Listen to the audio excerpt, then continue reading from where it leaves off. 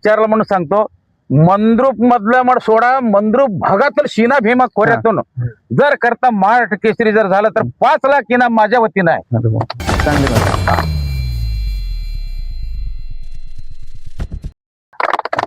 आमच्या वतीनं. आणि जर करता हिंद केसरी झाला आमच्या तालुक्यात तर 11 लाख रुपये आमचे रंगा राठोड यांनी देणार आहेत.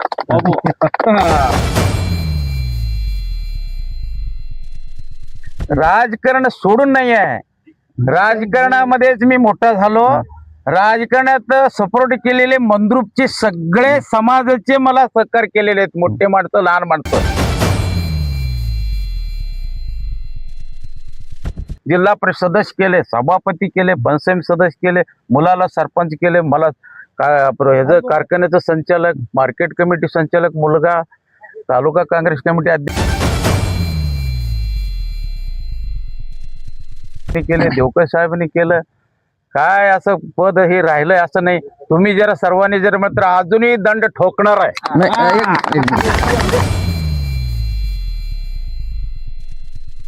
असं आहे पण मला नाही आहे.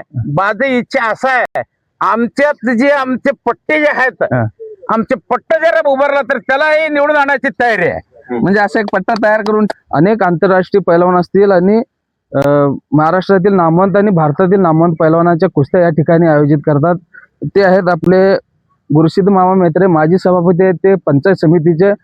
खरं तर राजकीय त्यांचा प्रवास आपल्याला सर्वांना माहित आहे. ते कुस्ती मंद्रुप म्हटलं की गुरु मामाचं नाव घेतलं जातं. नेमकं ते कुस्ती मामा कधीपासून तुम्ही कुस्ती सुरुवात केलात? तुम्ही स्वतः कुस्ती खेळात का कधी?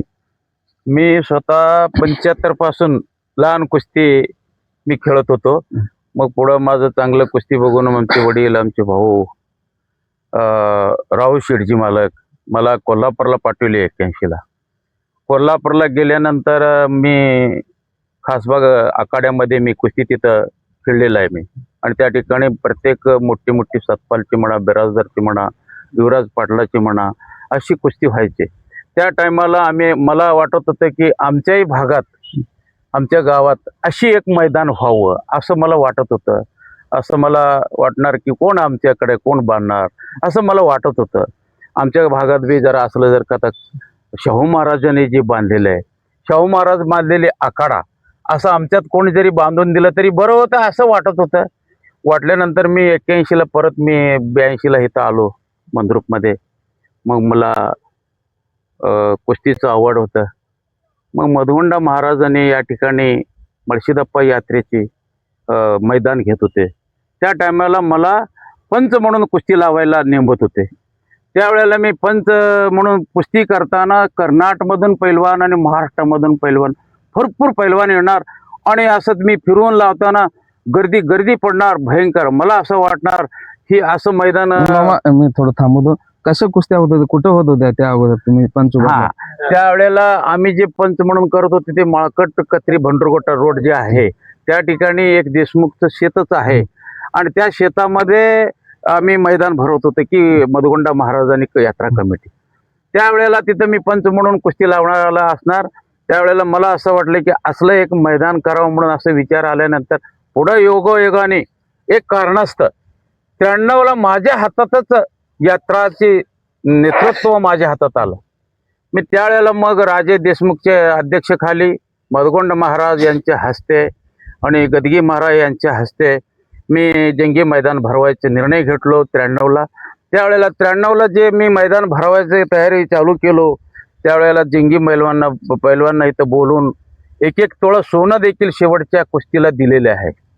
असे मैदान करत असताना माझं असं मला देवाने मळशीदप्पा शेखा साहेबांनी असं मला वर दिला की मलाही असं ताकद दिला मी यात्रा करायला की मलाही हे आखाडा बांधण्याचे विचार मला सुचवलं. आणि माझा मुलगा योगायोगाने माझा मुलगा सरपंच झाला. माझा मुलगा सरपंच झाल्यानंतर माझ्या मुलाला म्हणलं ही जागा ग्रामदैवत मळशीदप्पा शेखा साहेब कुस्ती आखाडासाठी 300 बाय 300 जागा ठराव करून द्या म्हणल्यानंतर त्यांनी ठराव करून जागा दिला, उतारा दिला.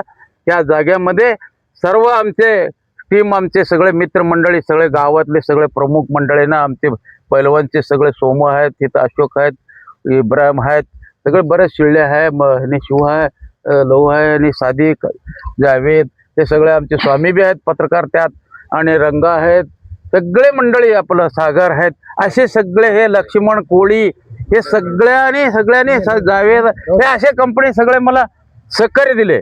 मग सहकार्यानं सगळ्यांच्या सहकार्यानं ही आखाडा निर्णय घेऊन ही आखाडा बांधायचं सुचलं. हे आखाडा बांधायला मला ह्या ठिकाणी योगायोगाने मळशीदाप्पा शेखर साहेबांच्या आशीर्वादानं ही आखाडा तयार झाला. आखाडा तयार झाला असताना धोत्रे सरांनी या ठिकाणी कुस्ती निवेदक होते आणि त्यांना आमचे सगळे पैलवान मंडळी आणि कार्यकर्ते सगळे म्हणले या ठिकाणी तालीम एक बांधून द्या. म्हटल्यानंतर मी स्वतःच्या खिशातून पैशाने या ठिकाणी मल्लिकार्जुन मळशीदाप्पाचं तालीम या शेजारीच बांधलेलं आहे. एक ह्या भागातून आणि मंद्रुप भागातून तालुक्यातून पोरं या ठिकाणी कोल्हापूरला जाता येत नाही गोरगरिबांच्या मुलांना, अशा मुलांना या ठिकाणी तयारी करण्यासाठी आणि या ठिकाणी खेळण्यासाठी मी या ठिकाणी मला सगळ्यांनी सहकार्य केलं आणि मला हे तसलं विचार मळशीदाप्पा शेखर साहेबांनी दिलं. त्या पद्धतीने या आखाड्याला नाव सुद्धा मळशीदाप्पा शेखर साहेबांचे दिलं. 2 ग्रामदैवत दोन्ही ग्रामदैवाचं नाव देऊन या ठिकाणी असं आखाड बांधण्याला या ठिकाणी यशस्वीपणाने सगळ्यांनी सहकार्य केलं. अनेक अडचणी आले पण त्या अडचणी दूर मळशीदाप्पा शेखर साहेबांनीच केलं.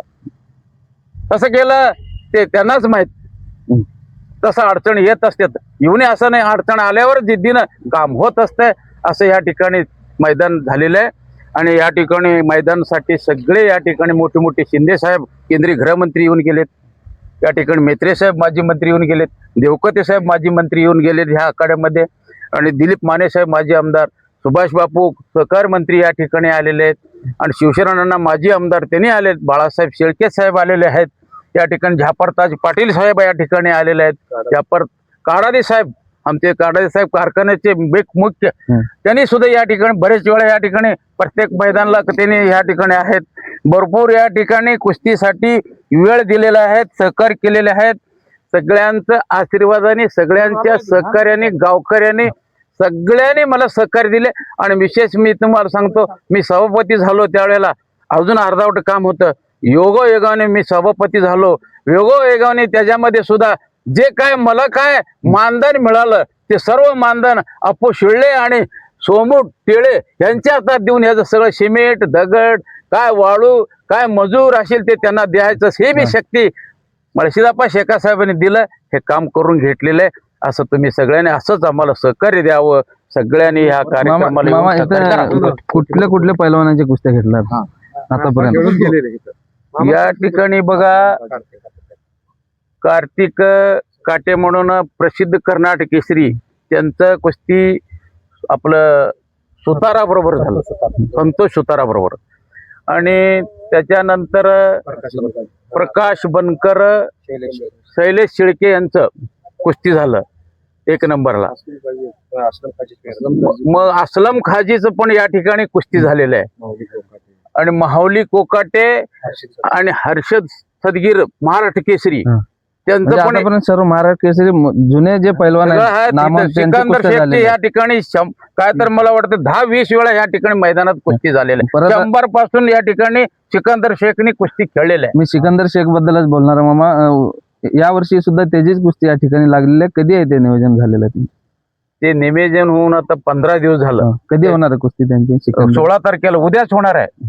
उद्या 16 तारखेला सिकंदर शेख बरोबर महाराष्ट्र केसरी सिकंदर शेख बरोबर हरियाणा केसरी विशाल बंधू यांची कुस्ती या ठिकाणी उद्या 16 जानेवारीला मळशीदाप्पा यात्रेनिमित्त या मळशीदाप्पा शेखर साहेबच्या आखाड्यामध्ये या ठिकाणी संध्याकाळी 6 वाजता त्यांची कुस्ती 1 नंबर या ठिकाणी होणार आहे. बाकीचे त्याच्या अगोदर सगळे कुस्ती होतील आणि रवी चव्हाण आणि सतपाल सोनटक्के यांची कुस्ती 2 नंबर हे असे त्यावेळेला 6 वाजता होणार आहे. सर्वांनी लाभ घ्यावा. मामा तुम्ही मंद्रुपचा पैलवान मोठ्या कुस्त्या जर खेळला महाराष्ट्र केसरी झाला तर तुम्ही काहीतरी इनाम ठेवलं म्हणून आम्हाला कळालं होतं. ते काय तुम्ही मला तुम्हाला आता विचारलं म्हणून सांगतो. मंद्रुप मधलं सोडा मंद्रुप भागातील शिना भीमा खोऱ्यातून जर करता महाराष्ट्र केसरी जर झालं तर 5 लाख इनाम माझ्या वतीनं आहे. चांगली गोष्ट आमच्या वतीत. आणि जर करता हिंदी केसरी झाला आमच्या तालुक्यात तर 11 लाख रुपये आमचे रंगा राठोड यांनी देणार आहेत. रंगा राठोड मला सांगितलेत हिंदी केसरी झाल्यानंतर 11 लाख रुपये माझ्याकडनं तालुक्यातनं हिंदी केसरी.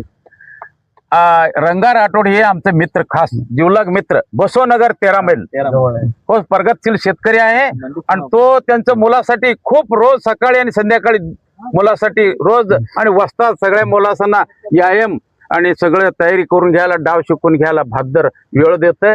आणि ह्या भातदरनी 11 लाख रुपये हिंदी केसरी जर झालं, मंद्रुप नाही तालुक्यातलं होऊ दे म्हणलं त्यांनी, 11 लाख रुपये देतो म्हणलं. मग एवढ्या सगळ्यांचं प्रेम तुमच्यावर आहे. तुमचं आखाड्यातलं यशस्वी तुम्ही झालात, राजकारणामध्ये पण यशस्वी झालात. परत एकदा हा पैलवान राजकारणात दिसणार का, अशी पण म्हणजे लोकांची चर्चा आहे. राजकारण सोडून नाही आहे, राजकारणामध्येच मी मोठा झालो. राजकारणात सपोर्ट केलेले मंद्रुपचे सगळे समाजाचे मला सहकार केलेले आहेत, मोठे माणसं लहान माणसं. पण आता मामा कुठेतरी दूर आहे असं वाटायलंय लोकांना. जात 18 पगडी जात मला उचलून धरून मला निवडून जिल्हा परिषद सदस्य केले, सभापती केले, पंचायत सदस्य केले, मुलाला सरपंच केले, मला ह्याचं कारखान्याचं संचालक, मार्केट कमिटी संचालक मुलगा, तालुका काँग्रेस कमिटी अध्यक्ष शिंदे साहेबांनी केले, देवकर साहेबांनी केलं. काय असं पद हे राहिलंय असं नाही. तुम्ही जरा सर्वांनी जर मात्र अजूनही दंड ठोकणार आहे. कसं आहे, तुम्ही वस्ताद आहात आणि आता हे सगळे पैलवान आहेत, हे पण वस्ताद आहेत.